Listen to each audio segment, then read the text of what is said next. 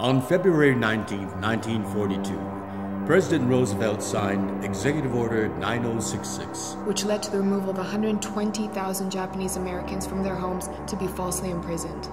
Over 285,000 people of Japanese ancestry were impacted by the executive order. Their loyalty was questioned, and their status as citizens was degraded by their own government. More than 100,000 men, women, and children, all of Japanese ancestry, removed from their homes in the Pacific Coast states. The evacuation and internment happened in 1942. As the time went on, President Reagan came into office, and he then appointed the commissioners for the Commission on Wartime Relocation and Internment of Civilians. And they then took about 2 years to investigate what motivated the government to do this. And it came about because of historical racial discrimination, wartime hysteria, and weak political leadership.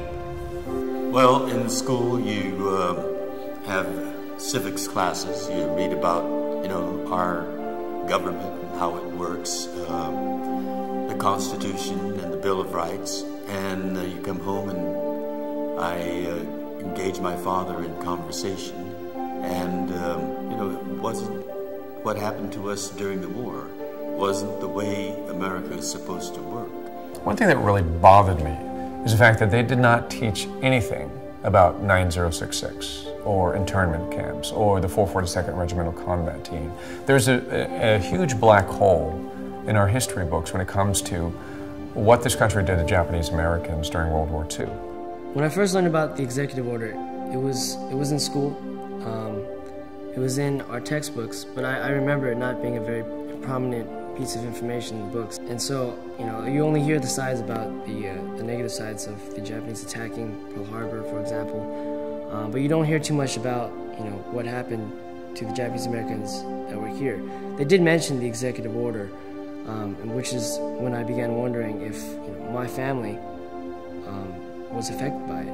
So I'm of Chinese and Taiwanese descent. Even though I'm not Japanese American, I feel like this relates a lot to me. I think it applies to all of us as Americans, that we can't let something like this happen in history again. It wasn't just a Japanese American struggle. It wasn't just a Japanese American incident, that it was something that all Americans have to face when we don't have any strong collective voice.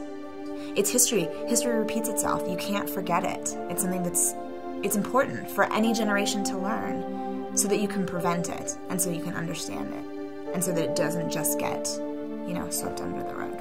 We're in a day and age right now where YouTube and Facebook and MySpace, all of these sites are incredible ways for us to share information, and videos like this, even if they're just a few minutes long, can really, really impact not just a small group of people here, but the entire world.